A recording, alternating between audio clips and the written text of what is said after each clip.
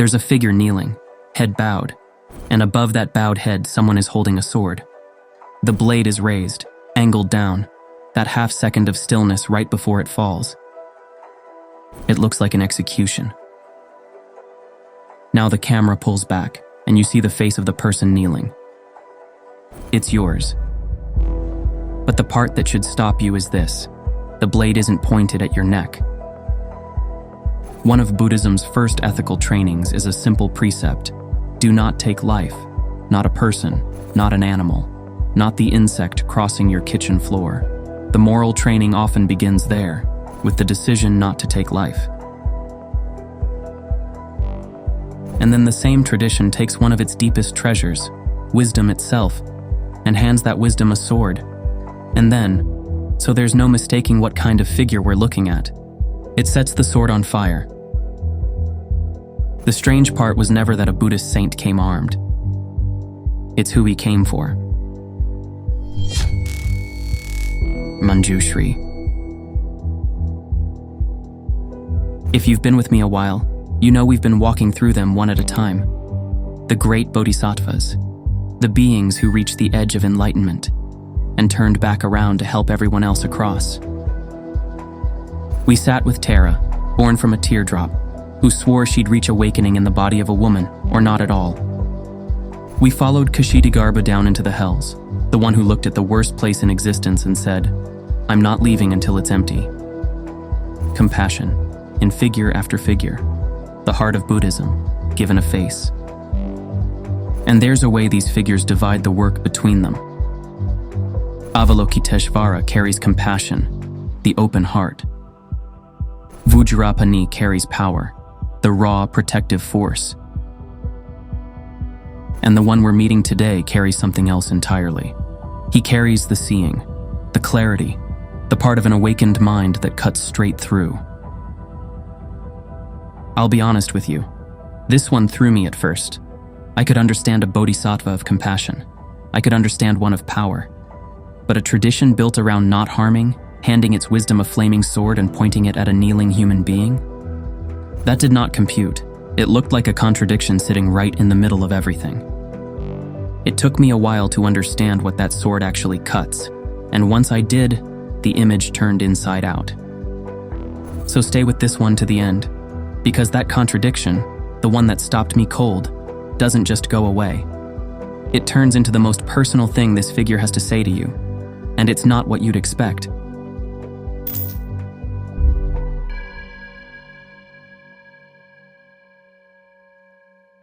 Think of the Buddhist images you'd recognize first. The Buddha, eyes half closed, a faint smile, perfectly still. A hand raised, palm out, the gesture that means, do not be afraid. A lotus opening at dawn, light pouring off a golden figure. Calm, stillness, something offered to you. Almost every one of those works by adding more peace, more light, more presence. His is the only one built around taking something away. His name is Manjushri. In the Mahayana world, he's the Bodhisattva of prajñā, and that word gets translated as wisdom, though wisdom barely covers it. The name itself means something close to gentle glory. Remember that word, gentle. It comes back and it matters. He's almost always shown young, not old, not weathered, no gray beard on a mountaintop. The texts call him Kumara Bahuta, youthful, princely, untouched by age, because age is what happens to bodies. Clarity doesn't wrinkle. Then look at what he's holding. Right hand, the sword. Flaming, lifted, ready. In Sanskrit, the khudga, the blade of discernment. Left hand, a blue lotus, and resting on that lotus, a book. That book is the Prajnaparamita, the perfection of wisdom literature, not decoration. It tells you exactly what kind of sword this is. And if that name sounds familiar, it should. Peter told her story not long ago. Prajnaparamita, the mother of all Buddhas, The wisdom so deep the tradition calls her the source every awakened being is born from. Go watch that one after this, because the connection is the whole point. She is wisdom. He's the one who carries her into the room and puts her to work. And underneath him, more often than not, a lion, frequently painted blue or some jeweled color, especially in Himalayan art. He rides it. A lion is the most dangerous animal in the landscape, all muscle and appetite and threat, and he sits on top of it completely at ease, because that's what clarity does to the wild animal of your own mind. It doesn't slaughter the beast, it tames it, it rides it. And one detail I'll plant here and walk away from because it pays off later. Most traditions remember Manjushri as a bodhisattva, someone on the path. But some texts go further. They say he was already a fully awakened Buddha, who set that down and took the form of a student, on purpose. If that's true, then he didn't need the sword. Not for himself. He was already free. So why is he still holding it?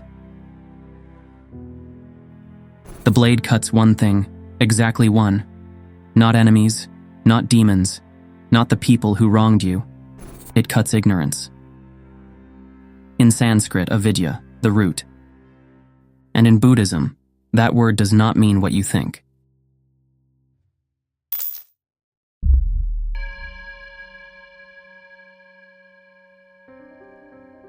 Say ignorance, and we picture someone who doesn't know things, bad at trivia, hasn't read the books.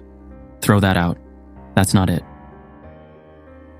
The sharpest person you know, the one who's read everything, wins every argument, can quote you the studies.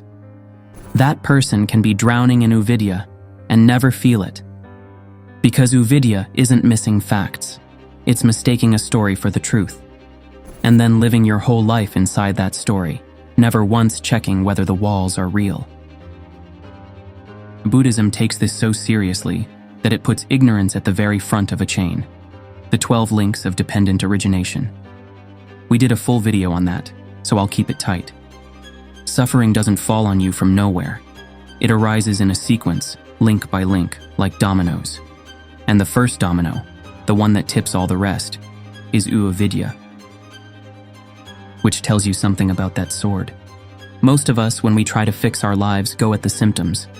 We attack the loud parts of suffering, the craving, the anger, the fear, while the first quiet link keeps feeding all of them from upstream.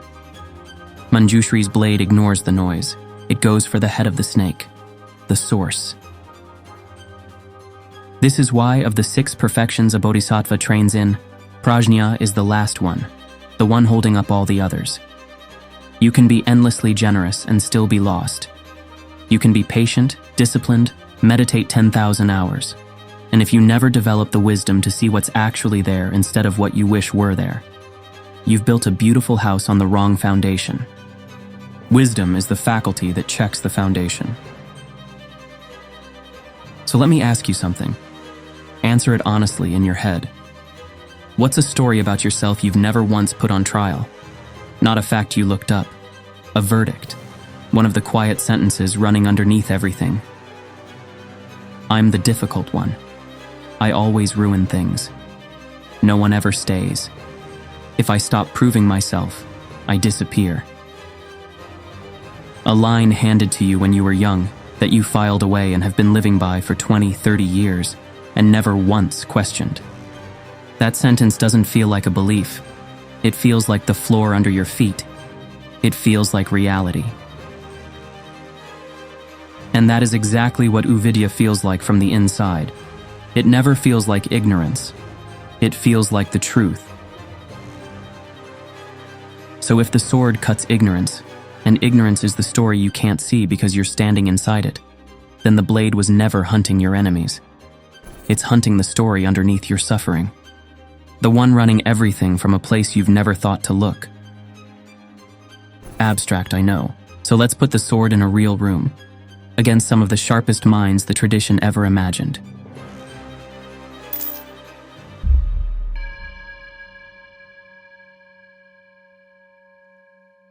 There's a story where Manjushri walks into a fight he loses. and it's one of the greatest scenes in all of Buddhist literature. It comes from the Vimalakīrti Sūtra. The setup is almost comic. There's a man named Vimalakirti, not a monk, not ordained, a householder, a regular layman with a house and a life, portrayed as a being of staggering realization, and he's fallen sick. So the Buddha looks around and says, "Who will go visit Vimalakirti?" Nobody moves. One by one, the Buddha's greatest disciples find a reason not to go. And every excuse is the same excuse in different clothes. Last time they met this man, he took their understanding apart. Even Shariputra, the Buddha's sharpest disciple, won't go back. Vimalakirti ran circles around all of them, on pure insight, and not one is in a hurry for round 2. The room goes silent, and the Buddha turns to Manjushri, the one with the sword. And Manjushri more or less shrugs and says, "Yeah, he's hard to handle, but I'll go." And the second he agrees, the whole assembly comes alive, because everyone knows what this is. The master of wisdom, walking in to face the layman who beat everybody else. Thousands of them get up to follow, to watch wisdom finally meet its match.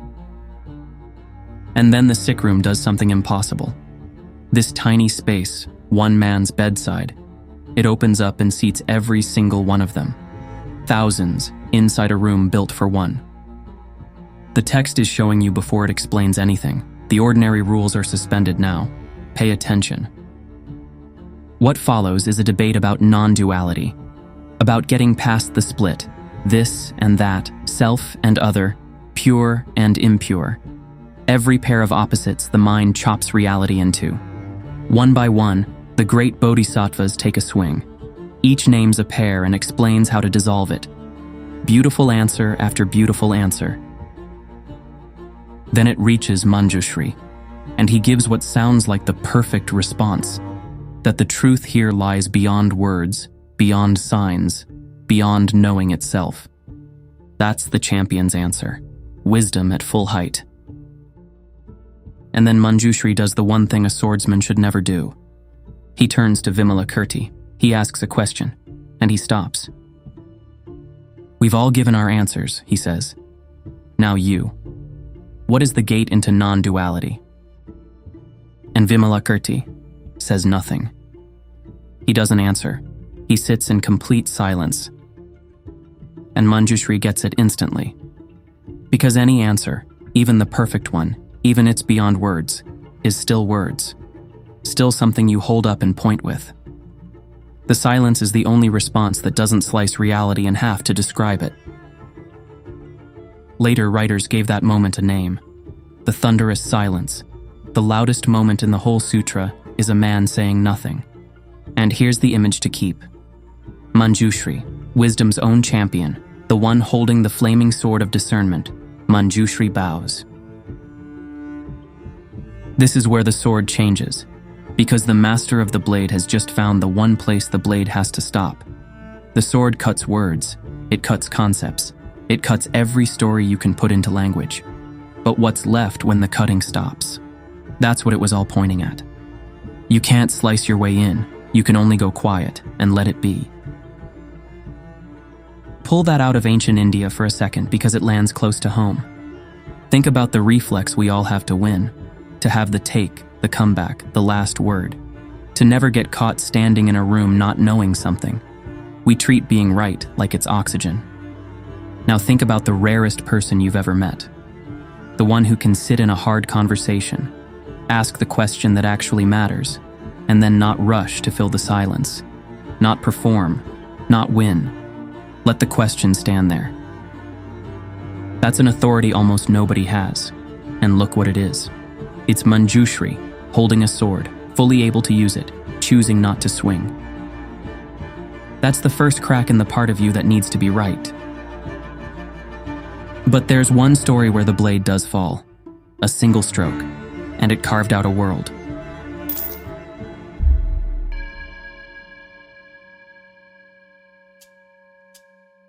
High in the Himalayas, there was a valley, and the whole valley was underwater. A vast lake, ringed by mountains, deep and still. And in the very center, something was burning. A single lotus, throwing light up off the surface. Pilgrims came from far away, stood at the shoreline, and saw it, this impossible radiance out in the middle, with no way to reach it. You could see the light. You could not get to it. This comes from the Swayambhu Purana, the old sacred chronicle of the Kathmandu Valley in Nepal. And I'll flag it the way we always do, sacred legend, not documentary. Though here's the detail that gets me. Geologists will tell you the Kathmandu Valley genuinely was a lake once, a real paleo lake that really drained. The legend is sitting right on top of a memory the land actually kept. In the story, a traveler arrives. He's come a long way, all the way from a mountain in China, a mountain with 5 peaks. Remember that mountain, it comes back. He reaches the rim, sees the burning lotus out on the water, and understands that as long as the lake is there, no one will ever reach it. So he climbs to a ridge on the southern edge, a place called Chobhar, and he raises the sword and brings it down on solid rock. The blade splits the gorge open, and the entire lake begins to pour out through the cut. The water drops, and the land underneath rises up into the light for the first time. Dry ground, where there had only ever been deep water.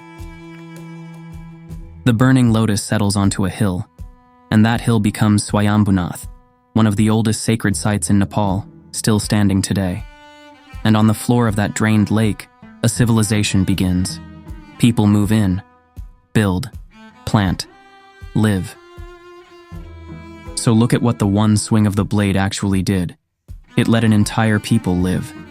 The sword didn't destroy anything that mattered. It drained off what had gone stagnant and still, so something could finally grow on the ground that was hiding underneath. And the real valley here isn't in Nepal. It's the part of your life that's been underwater for years.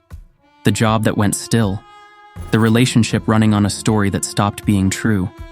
The loyalty you keep out of pure habit. The human instinct is to manage it, decorate it, pour more in, add. Sometimes the only move that helps is the cut that lets it drain. And what's left when the water's gone isn't loss.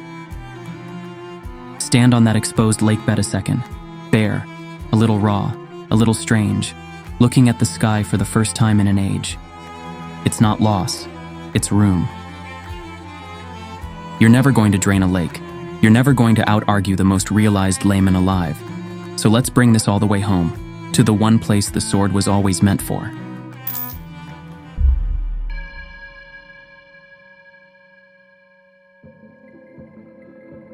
Every one of these legends has been quietly hiding the same thing. Nobody hands you the sword. You've been holding it your whole life. Every time you caught yourself in a lie, you'd been telling yourself, and saw through it. That was the blade moving. Every time a fear you'd carried for years suddenly showed itself as unreal. That was prajñā, the exact faculty Manjushri carries, working in you. It was never the private property of one glowing prince on a lion. The capacity is already there, in everyone. But like any blade, it has to be sharpened. Most people never learn it's theirs to pick up. The tradition has ways to sharpen it. In Tibet, a teacher named Tsongkhapa was revered as an emanation of Manjushri himself, and students still chant Manjushri's mantra before they study. Om Ahrapat Sanadi. That last syllable D, drawn out and repeated like an echo dying down.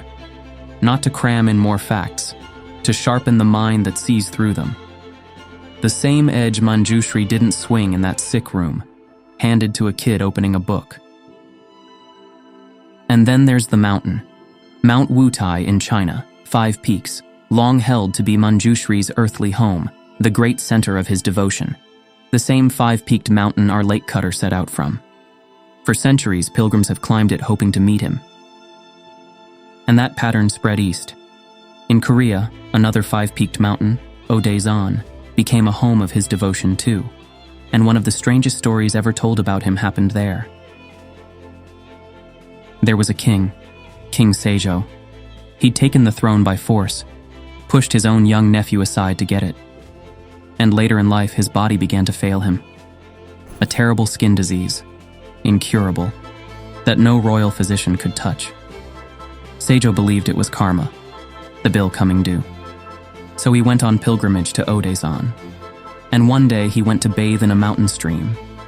A boy appeared, a nobody, a child by the water, and offered to scrub the king's back. And as the boy washed him, the pain began to lift.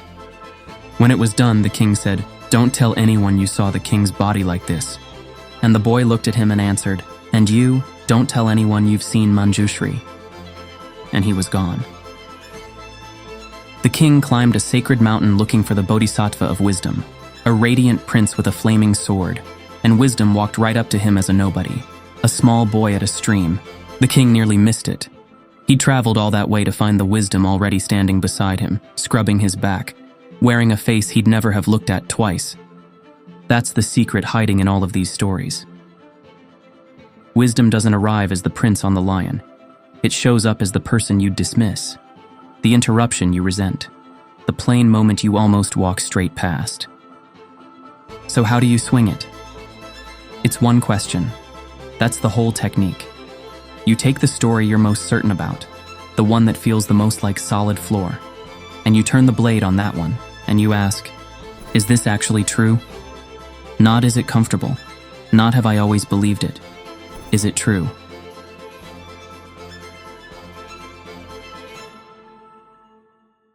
And notice this runs the opposite way from everything else. Modern life sells addition as salvation. More courses, more routines, more optimizing. Build yourself a bigger pile, and maybe the pile finally feels like enough. Manjushri's way goes backward. Stop adding. Find the one false thing you've been carrying, and take it away. Now go back to the very beginning. The kneeling figure. The blade raised over the bowed head. The image that looked like an execution. You know now it's you down there. So here's the last question, the one this whole thing has been walking toward. What dies under that sword? Not you. What dies was never you. It's the costume. The I you've defended your entire life, the one that has to win every argument, has to be right, has to come out on top, has to protect its own version of events at any cost. The self you mistook for yourself. We went deep on this with Jung and the Buddha, the long fight over whether there's a solid me in there at all. Manjushri's answer is the blade, the deepest uvidya, the very first domino, the root the sword was always hunting, is the belief in that fixed, permanent I. That's what's under the blade. The me you've spent a lifetime defending. And the figure raising it, the one who some texts say was already free, already a Buddha, who didn't need any of this for himself. He picked it up, and he stayed in the room, and he raised it, for you. One of the most violent-looking images in all of Buddhism turns out to be one of its most merciful, because what the sword ends is the illusion standing between you and freedom. Which is exactly why a tradition built around the precept not to take life gave its wisdom a blade.